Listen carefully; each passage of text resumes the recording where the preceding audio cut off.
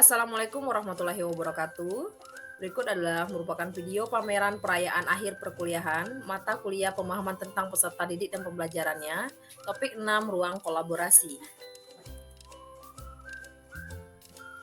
Kami dari kelompok 5, kelas MIPA 1, terdiri dari Satria Nugraha M, Melsi Gustiansi, Sela Yonifiona, dan Suhaimi. Kami merupakan mahasiswa PPG Prajabatan 2022 gelombang 1 LPTK Universitas Bengkulu. Baiklah, kami akan mempresentasikan program pembelajaran yang sudah dilaksanakan, dievaluasi, dan direfleksikan pada saat kami melakukan PPL 1 di sekolah mitra. Hai, saya Satria Nugraha M. Saya telah melaksanakan PPL 1 di SMA Negeri 4 Kota Bengkulu dengan mata pelajaran biologi. Guru pamong yaitu Ibu Erna Ningsi, SPD. Kelas yang saya ampu yaitu kelas 12 MIPA 5. Adapun jumlah peserta didik sebanyak 35 orang dengan peserta didik perempuan sebanyak 24 orang dengan persentase 68,6%. Dan peserta didik laki-laki sebanyak 11 orang dengan persentase 31,4%. Halo, saya Melsi Gustiansi. Saya telah melaksanakan PPL 1 di SMA Negeri 7 Kota Bengkulu sebagai guru biologi. Selama saya PPL, saya dibimbing langsung oleh guru pamong yaitu Bapak Haulan MTPD. Saya mengajar di kelas 12 IPA 3 dengan jumlah peserta didik sebanyak 36 orang. Perempuan sebanyak 20 orang dengan persentase 55,5% dan peserta didik laki-laki sebanyak 16 orang dengan persentase 44,5%. Halo, perkenalkan saya Sela Yunifiona. Saya telah melakukan PPL 1 di SMA 9 Kota Bengkulu sebagai guru biologi. Selama PPL, saya dibimbing oleh guru pamong saya yang bernama Bapak Widianto Nugroho MPDSI. Saya mengajar kelas 12 MIPA 3 di mana di dalam kelas tersebut terdiri dari jumlah peserta didik 29 orang.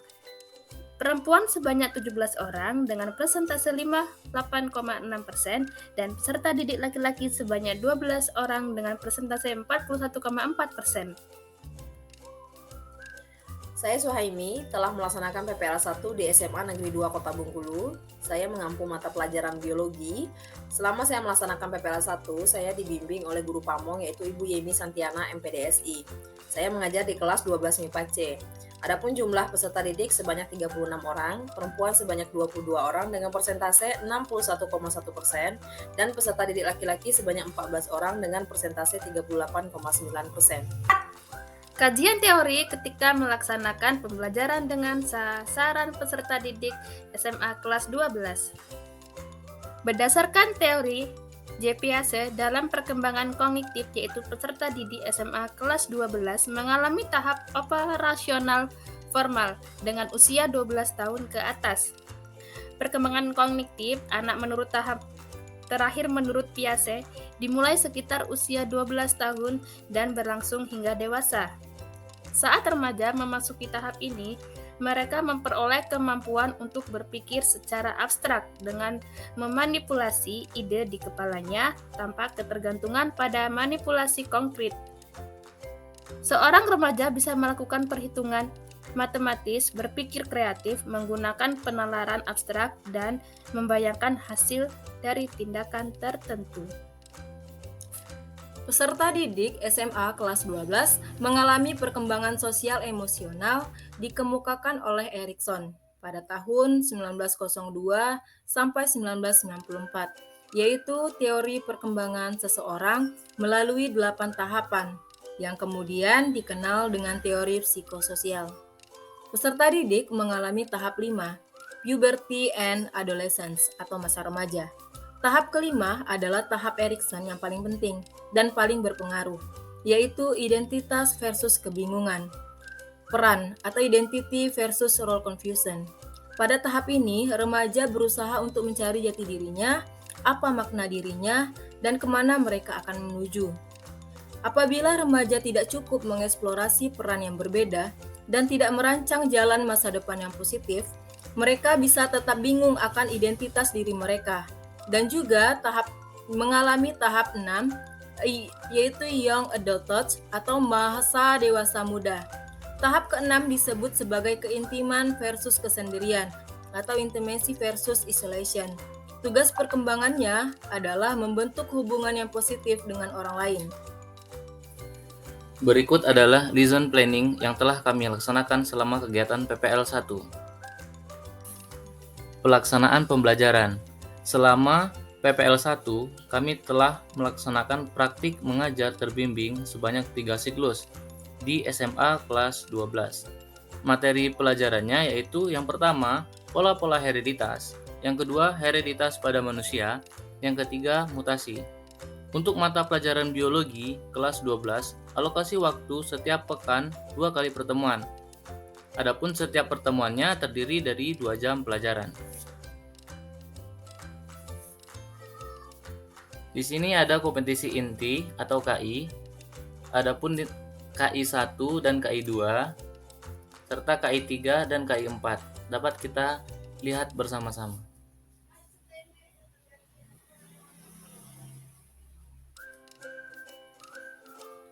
Terdapat komponen KD, IPK, serta tujuan pembelajaran di lesson plan yang kami buat. Kemudian materi pembelajaran ada 3. Di sini yang pertama adalah pola-pola hereditas yang terdiri dari materi submateri yaitu gagal berpisah, gen letal, tautan, dan pindah silang. Kemudian materi hereditas pada manusia yang terdiri dari jenis kelamin, penyakit menurun, serta golongan darah. Dan materi selanjutnya adalah mutasi. Submaterinya ada pengertian mutasi, macam-macam mutasi, faktor penyebab mutasi, dampak mutasi, serta keuntungan mutasi bagi makhluk hidup. Model dan metode pembelajaran. Pada materi pola-pola hereditas, model yang kami gunakan adalah model Problem Based Learning atau PBL, pembelajaran berbasis masalah. Metode yang kami gunakan adalah metode ceramah, diskusi, dan tanya jawab. Pada materi hereditas pada manusia, model yang kami gunakan adalah Discovery Learning. Metode yang kami gunakan adalah metode ceramah, diskusi, dan tanya jawab. Pada materi mutasi, metode yang kami gunakan adalah kooperatif, diskusi observasi, tanya jawab, penugasan, presentasi, dan studi pustaka. Model pembelajaran yang kami gunakan adalah Problem Based Learning dan Discovery Learning. Berikutnya, media pembelajaran. Media pembelajaran yang kita gunakan yaitu yang pertama adalah LKPD, PowerPoint, LCD, dan alat-alatnya ada spidol, papan tulis, laptop, dan infocus. Untuk sumber belajar, yaitu pertama ada video, PowerPoint, bahan ajar yang menampilkan gambar, video, dan animasi. Kemudian ada buku teks biologi di mana kita menggunakan buku Campbell, kemudian ada buku Erlangga beserta buku relevan lainnya, dan internet. Dalam lesson plan yang telah kami buat itu terdapat langkah-langkah pembelajaran, yaitu terdiri dari pendahuluan, kegiatan inti, dan kegiatan penutup. Yang pertama itu adalah kegiatan pendahuluan. Di dalam kegiatan pendahuluan terdapat kegiatan yang pertama itu adalah menyiapkan fisik dan psikis peserta didik sebelum memulai pembelajaran, seperti berdoa, menyiapkan buku, dan absensi. Terus yang kedua itu adalah melakukan persepsi, seperti mereview materi sebelumnya, memberikan pertanyaan pemantik, dan lain sebagainya. Lalu yang ketiga adalah memberikan motivasi terkait materi yang akan dipelajari. Yang keempat itu adalah menyampaikan tujuan pembelajaran. Lalu yang kedua itu adalah kegiatan inti. Selama melaksanakan praktek terbimbing, kami menggunakan 2 model pembelajaran, yaitu Problem Based Learning dan juga Discovery Learning. Kedua model tersebut memiliki sintaks masing-masing. Yang pertama itu adalah sintaks Problem Based Learning, yaitu yang pertama orientasi peserta didik pada masalah. Yang kedua, mengorganisasi peserta didik untuk belajar. Yang ketiga, membimbing penyelidikan individual maupun kelompok. Yang keempat, mengembangkan dan menyajikan hasil. Yang kelima, menganalisis dan mengevaluasi proses pemecahan masalah.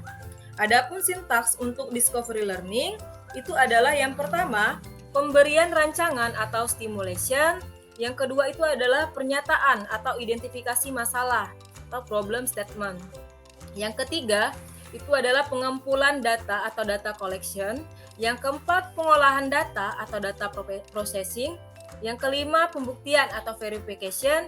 Dan yang keenam, itu adalah menarik kesimpulan atau generalisasi. Lalu yang ketiga, itu adalah kegiatan penutup. Kegiatan penutup terdiri dari yang pertama itu guru bersama peserta didik menyimpulkan kegiatan pembelajaran.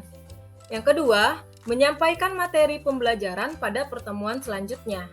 Lalu yang ketiga itu adalah menutup kegiatan pembelajaran dengan berdoa dan mengucapkan salam.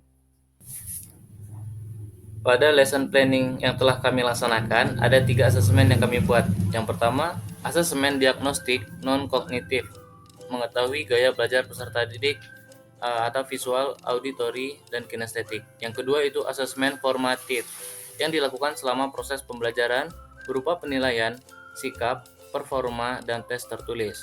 Yang ketiga yaitu asesmen sumatif, berupa tes tertulis setelah proses pembelajaran. Berikutnya remedial. Tahapan remedial dilaksanakan melalui remedisi teaching atau klasikal atau tutor sebaya atau tugas dan diakhiri dengan tes. Tes remedial dilakukan sebanyak 3 kali dan apabila setelah 3 kali tes remedial belum mencapai ketuntasan, maka remedial dilakukan dalam bentuk tugas tanpa tes tertulis kembali. Berikutnya untuk pengayaan.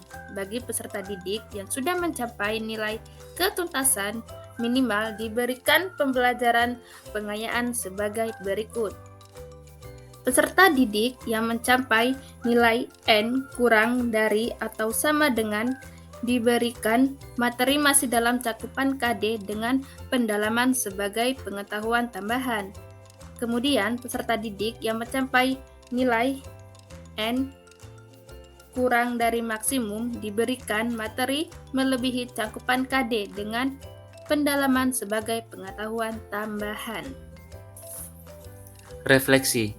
Berdasarkan hasil kegiatan pembelajaran yang telah kami laksanakan saat PPL 1 di sekolah mitra masing-masing, dapat disimpulkan kegiatan pembelajaran sudah berlangsung dengan baik, sesuai dengan lesson planning atau RPP yang kami buat.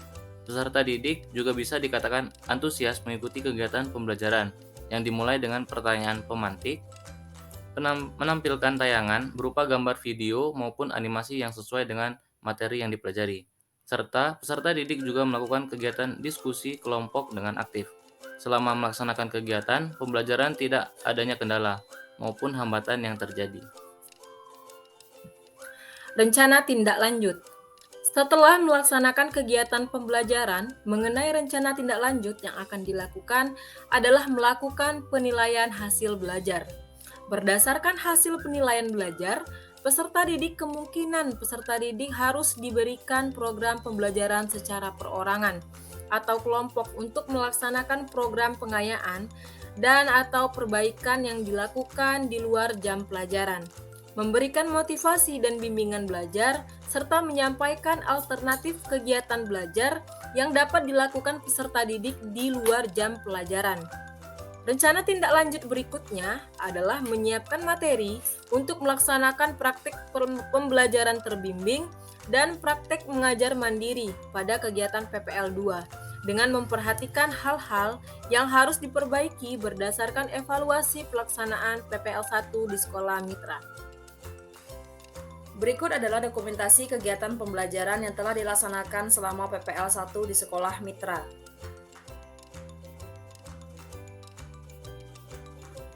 Ini merupakan kegiatan PPL 1 di SMA Negeri 4 Kota Bengkulu yang dilaksanakan oleh Satria Nugraha M. Kemudian ini adalah merupakan dokumentasi kegiatan PPL 1 di SMA Negeri 7 Kota Bengkulu yang dilaksanakan oleh Melsi Gustiansi. Ini merupakan kegiatan PPL 1 di SMA Negeri 9 Kota Bengkulu yang dilaksanakan oleh Sela Yoni Fiona. Kemudian ini merupakan dokumentasi kegiatan PPL 1 di SMA Negeri 2 Kota Bengkulu yang dilaksanakan oleh Suhaimi. Demikianlah pameran perayaan akhir dari kelompok kami. Jika ada kesalahan dan lainnya kami mohon maaf. Kami akhiri. Wabillahi taufik wal hidayah. Wassalamualaikum warahmatullahi wabarakatuh. Terima kasih. Bye-bye.